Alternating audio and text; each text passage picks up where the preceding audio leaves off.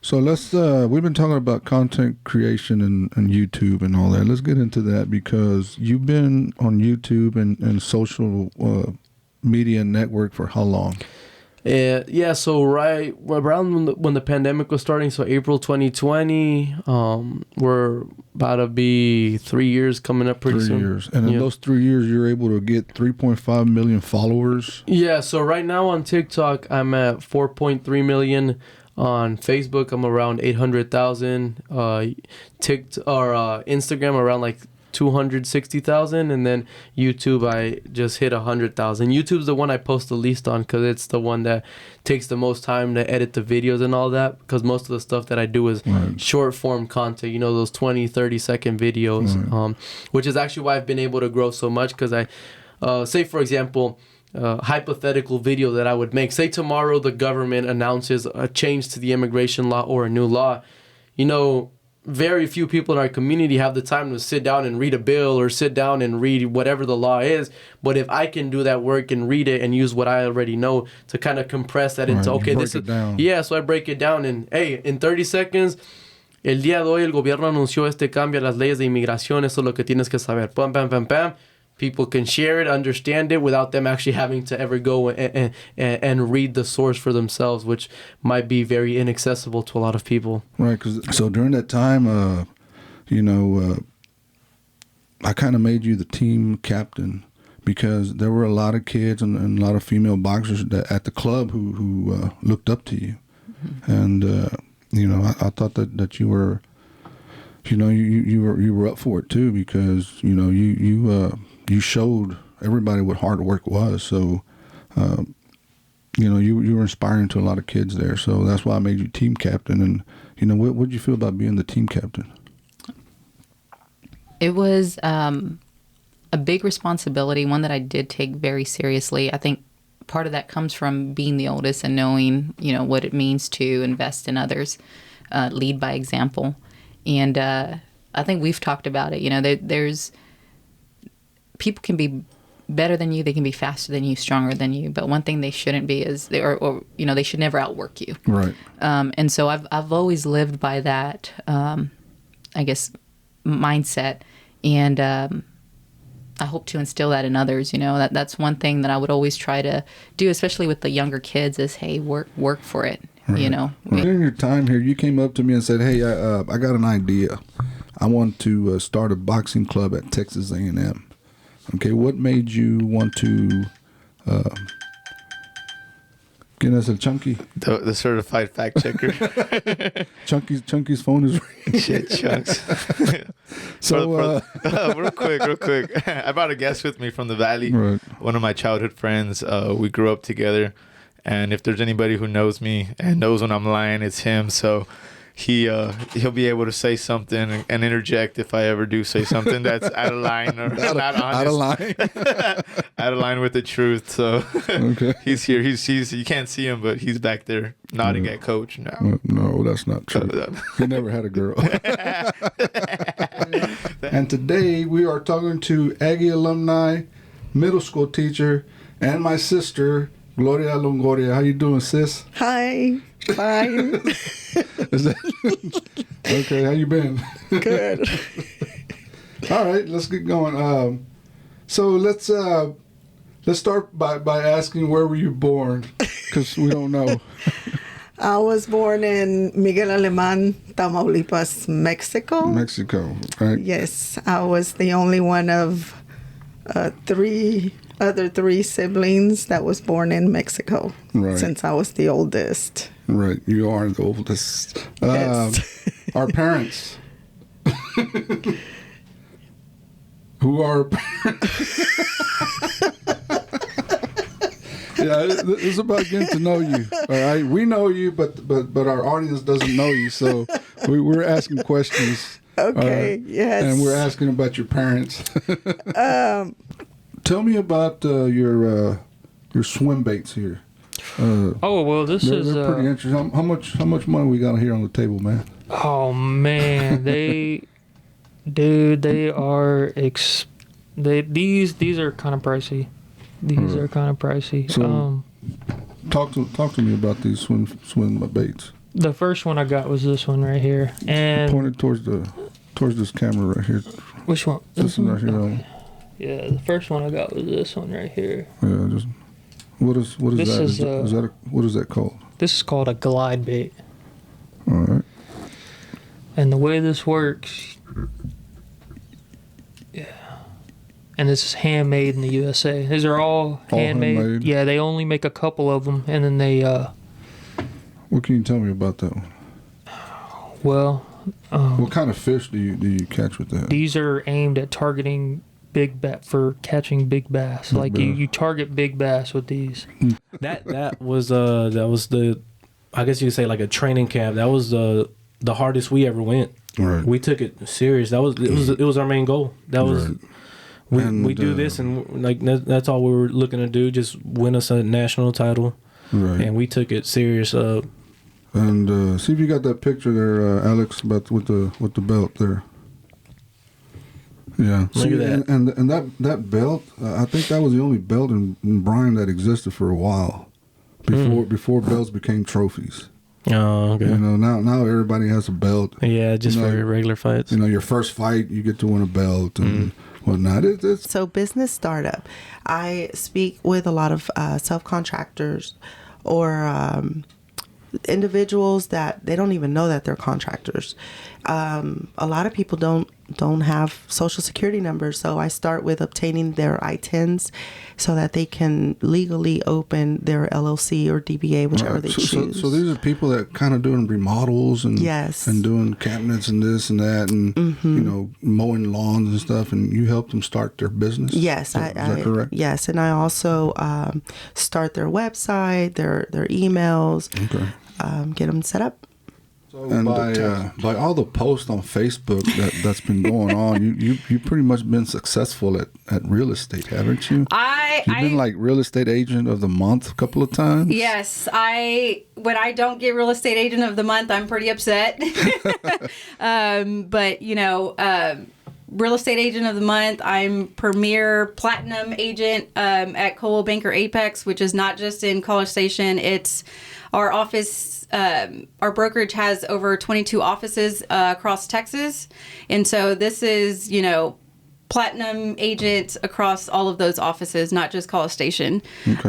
And so that's a big accomplishment, especially for someone that's gotten into Right. this. And this Pretty town is recent. exploding with is. real estate, right? Yeah. There's houses all over the place. All over the places, new neighborhoods that you probably haven't even run into. Well, we've seen a few, Yeah. more than a few. Yeah. But so what attracted you to real estate? What made you get into it? I really just saw that there was a need in our community for us to bring that knowledge to people, especially my peers, my friends, my family, of why real estate is extremely important. You build wealth by owning real estate. Whatever career that you take, whether you don't always have to go to college, and Right. and so we're always taught like you got to go get the education, you got to go get this and that, but loyalty beats a lot of that stuff. Education, because I've been in rooms that education could never take me. I had the opportunity to work for Adidas. Me hanging out with Kevin Sumlin, me cutting all these people from ESPN, Desmond Howard, George Whitfield, Tim Tebow, all these people just because of what I've created in myself. Yeah, but you made it, and you're here, and now you can change others' lives, and you can be a positive influence on the whole community.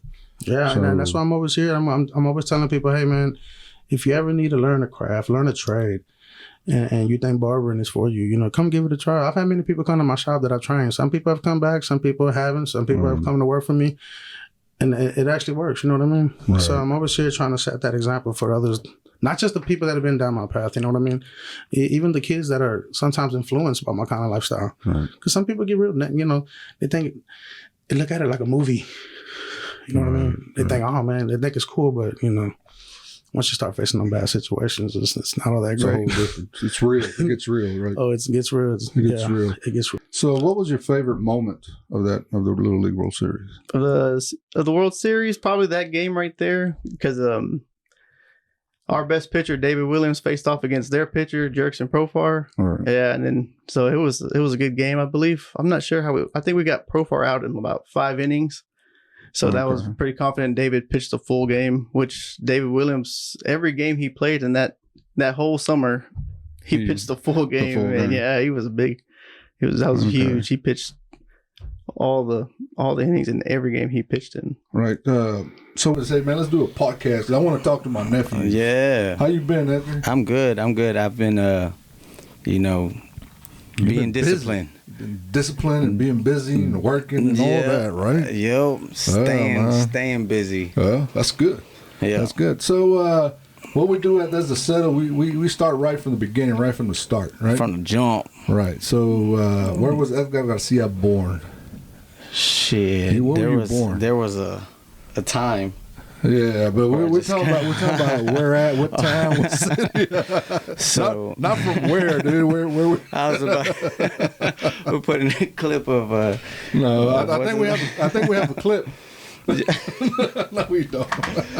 Yeah, but Brian. You know, it's been a pleasure, and I can't thank you enough, Coach. And it's good to see you again. Right. Oh wait, I gotta bring out the. Oh, all right. You got one of those, huh? Hey, for life, baby, right there. That's it. Maybe one day he might bring it back. I don't know. I might bring it back. You never know. We're not gonna hype him up. We're not gonna hype him up. Maybe I need a little break, but as of right now, I'm kind of enjoying the extra time. Well, it's always a good time. You know, you'd have the kids in there. You'd let old fogies like me go in there, put the headphones on. Just sometimes you got to hit a bag. You know what I mean? Right.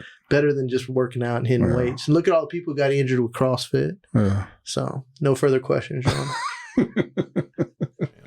So, tell me about the program. Tell me about your training. What are your training methods? What do you do in your program? Tell the public here what. So no one's caught off guard. Run. Right. I'm retired. I don't run no more. but that's a huge part of it is the physical fitness part of it. I had a coach, his name was Adam Copley, and the one thing that he left with me is you don't want to be a fighter without the athlete, right? You don't want to have the skill but not have the athlete, right. You know, because then when you go against somebody that has skill and athlete, you'll lose, right? You don't want one with the other. So we prioritize the athlete. Now we have the skill. You know, you look at some of the guys that we produce, like Kendall Lewis. You know, one of the guys we got from Marlon and all. These guys are special. They're really good. But we had to fix their athlete. You know, and now Kendall's pretty much untouchable, standing up. No, I mean nobody wants to be in front of him. So that's probably the biggest thing is our strength and conditioning and our. I mean, we go outside, we flip. What advice do you have for the young generation? The young generation in terms for tennis. For tennis. For these guys right here. Yeah, I would say just like really enjoy it. Like, you know, sometimes like we get caught up in the early years. You know, there's a lot of families that really try to push like the kids to play well or to play a certain level, but it really doesn't matter, especially at a young age. All it matters is you're getting better like day by day. But if you don't enjoy it, like, you know, it doesn't matter how many hours you put into like a sport. Like if you don't enjoy it, like you won't be doing it for long. Instead, like I love tennis, you know, I've enjoyed it a lot and I'll play it for my whole life, you know, whether I'm playing professionally or not. So definitely like the biggest advice is like do something you enjoy. Like, you know, you go with your friends and you hang out. If that's soccer or tennis or like whatever else, like, you know, make sure you enjoy it. Like nobody's forcing you to do something you don't like. Okay. So aside from you being a UFO researcher and Bigfoot researcher, you're also a musician. Well, I called myself that. Yeah. Let's talk a little about that. What instrument do you play? I played the Native American style flute, and got into that about 7-8 years ago. It's actually an easy instrument to play, But once you learn to play it, then there's always more you can do and more you can do and more you can learn. And so you can get very deep into it. I'm also, a couple of years ago, just before COVID, I bought a guitar and I decided, well, I'm going to try to learn to play guitar. 2-3 years later, I'm still a beginner learning to play guitar. Right. But I love that. And I play a hand pan drum. Okay. But do you have recordings of your flute? Do you do Native American music? Is that what it is? It will sound a lot like that. I'm not Native American, so I don't claim it. I don't claim it to be Native American. And you wrote that down on your website that you're not. But I'm not pretending to be Native, nothing. But yeah, I mean, there's things scattered out there on Facebook and different social media where I've played. This Christmas, I posted one from several years ago where I did Silent Night with it. Okay. But I don't really. I have an album. I have a CD. Right, and that's what I was asking. It's called Harmony. It's available on Spotify and I think Amazon. You can buy it on Amazon. What's the title? It's called Harmony. Well, let's get into the book. What is the book about? Village Wisdom. And whose idea was it? Yeah, so it was kind of. I mean, I think it was a collective idea. The book's about our journey as dads, right? And it's these 6 dudes wrote it, but really it's about like all fathers. I feel like the large majority of dads out there kind of go through the same stuff in different flavors, Right. And so it's just kind of like 300 plus pages of just experiences and trials, tribulations, wisdom, obviously, and just kind of like the manual. I struggle to say it, but it's almost like the manual that didn't previously exist. It just kind of gives you a glimpse into fatherhood. And so I just kind of came up with the idea one night while journaling, and just kind of, I've since kind of made the recognition or recognized that like I didn't really feel comfortable with the level of dadding that I was doing, and right. So like, I wanted to do more for my kids, and so I originally wanted to journal and have it just be for, my notes, giving down to my kids, and it'd be easy. But then one night, I just kind of had this like, I don't know, thought that it would be better to share it with others, and so. I reached out to all these dads, and all of them rather immediately said, "Yeah, let's go. When are we doing it?" And that was one of the most remarkable things for me. It's just really cool. Right. I had a boxing event one time, and you kind of offered to be there and sell your T-shirts and stuff, and you gave me a percentage of your sales because it was a fundraiser.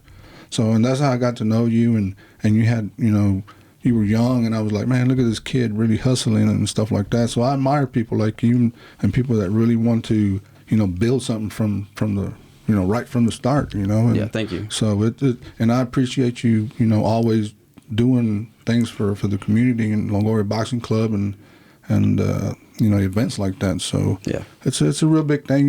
You think it's not, but it's a real big thing for us, trying to do work in the community. So we appreciate that, man.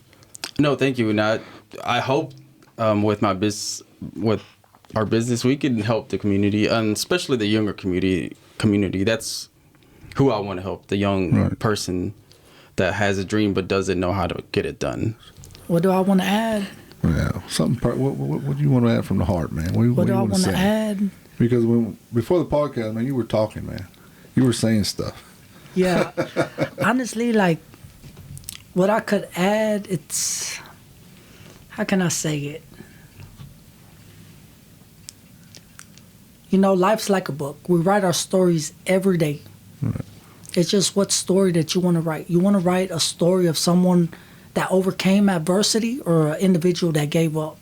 Can you rise above your current situation, set yourself on a higher plane of understanding, and break the chains of oppression and become someone not only to your family and your community, but someone to yourself? Understand your worth within this realm of existence. Understand who you are as an individual, and understand the individual that God wants you to be. Right. Sweet Caroline, Dulce Carolina. Caroline, how are you? I'm fine. Buenas tardes. Gusto estar aquí con ustedes, and we'll be doing this bilingually. Sí. A la Carolina, Spanglish. Es lo que te iba a decir. Este podcast va a ser Spanglish. Okay, perfect. Tiene que ser Spanglish porque I got a lot of Spanish questions and I got a lot of English questions. Well, Tengo preguntas en español y en inglés y vamos a brincar en español y en inglés. acabo Okay? nos van a entender, Como que ya nos entienden, ¿verdad? Hey. Well, Roy, I appreciate you being here, and I want to say thank you for everything you did for the community here in Bryan College Station, and for all the kids you helped out, and for all the money that you've raised for these students. And we appreciate it, and I'm pretty sure everybody here appreciates you and everything you've done. Well, thank you. I the only thing, like I say, man, is the most powerful the most powerful weapon that you can ever have is education. Education is the most powerful weapon that you can do, because the reason is being educated. It's powerful, man. Yeah. It's a very powerful to be educated and believe in yourself, and don't let anybody stop you from believing who you are and what you want to be and what that dream is all about. And again, muchas gracias. I thank you kids for being honest about everything. Right. But just if we're leaving with this, I thank God for the opportunity. And if anybody ever wants to talk to me, I'm at West 25th Cleaners. They're at the cleaners that my dad has. Had. The thing is, we're La Perla Papatilla, Medianos Plaza. Mm-hmm. I'm always there Monday through Saturday. And so if you want to talk about education, or if you need where I could point you or do the right direction, I do it, like, again, from the bottom of my heart. There's no charge. There's no nothing. It's just if I can make an impact on your son's or daughter's life, to become a better person and make a leader in this community, then I've done something. Okay. Anything you want to add to the podcast, Pete? Oh no, I'm just going to say one thing, that I'm really proud of you, because you have I know your situation, mm-hmm. and you have come a long way, and I got to say I respect that, Manuel. I mean, as a matter of fact, Manuel, I don't know how you do it, but I'm real proud of you. Yeah, I appreciate that, man. Yes, sir. Yeah, I'm real proud of you. It took a while, mm-hmm. But yes, sir. But I talk to people who lose their kids, and I just let them know that, hey, it's gonna be all right, man. It was rough, because I was there at the funeral, and it was, boy, it was, and I could never say that, I know what you went through. I don't think nobody can say that, to tell you the truth. But what you went through is something that's out of this world, man. And you right now, and the person you've been with, the boxing y todo, you're a mentor to a lot of kids también y todo. I'm gonna tell you right now, I am very proud of you, dude. I appreciate you saying that, man. Oh, yeah. I appreciate you. It's the truth. First of all, tell everybody what you're doing out there in Dallas. Out in Dallas. Okay, so I've it's an update. That's an update. That's right. So since last year, I've taken my LSAT, which was the entry level exam for law school. Got my score, then applied to law school, and Dallas was one of the schools in Dallas. There's a new emerging law school called UNTD, UNT Dallas, and it's a branch of the UNT system out in Denton. I don't know if you know about them, the Greenhawks. Well, they got a new law school. It's coming out. It's probably like 10 years since its creation, and it's growing, and that's why I chose it, because I want to be part of a growing system, right. Versus something that that has its roots and its traditions already set. And so those are good. There was about 4 law schools that accepted me. A&M had accepted me, but on conditional terms. And so I decided to go with Dallas, UNT right. Dallas, because there's so much out there. Well, let's get going on the subject today. We're here to talk about Angelman syndrome, also known as AS. Your son Ryder was diagnosed with Angelman syndrome, right? Yes. Tell us, what is Angelman syndrome? So Angelman syndrome is it's a genetic disorder, and it's very rare. It affects, I think it's 1 in 20,000 or 25,000 people. It's extremely rare, and it's not partial to any gender. It happens equally to boys and to girls. And basically, it causes developmental delays and learning disabilities.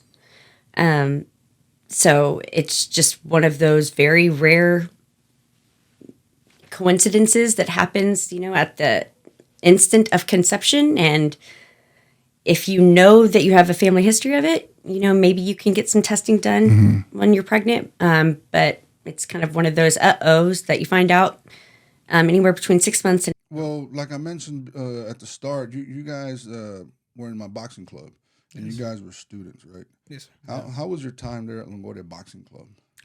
It was great. It actually, I'd say, life-changing compared to that's a good way to put it. Peers that I've had, that I grew up with, seeing that the path that they took, it kept us off the streets. It kept us disciplined with the right mind, and ultimately just gave us a lifelong lesson of how to carry ourselves. Was that the same for you, Angel? Because you started at a younger age. Yeah, I remember I was in 3rd grade when I first initially started going with you guys. That's pretty young. Yeah, 3rd grade. He looks 30 now. Stop, man. And I've been a fan of Matchbox 20 since the 90s, since the first album came out, and but I didn't become like a super fan until their second album, Mad Season, because the first one, you heard 3 a.m. and you heard the other songs. Was The Real World and all those songs. You heard them on the radio. You heard we still had MTV. We still had all those video channels. Yeah. Right.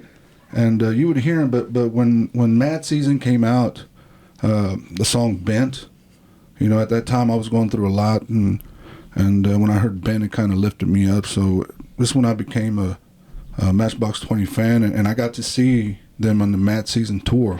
I saw them in 2000 when the album came out. So that's when I became a fan. All right, I never thought we were going to be here this soon. Yeah, it's like way too early. But we're here and we're playing the best team in baseball. It's going to be fun. And I hope everybody watches the games and enjoys the games, and don't become enemies. Yeah, I'm not. Let's have it all in good fun. Have some good watch parties, or who's going to the games. Go have a good time. Be good fans. Hey, this is the best time of year. I mean, I know you got your football going on. There's a lot of football fans. I like football just like the rest of them, but you cannot beat postseason baseball. There's nothing like postseason baseball, where every pitch, every move matters.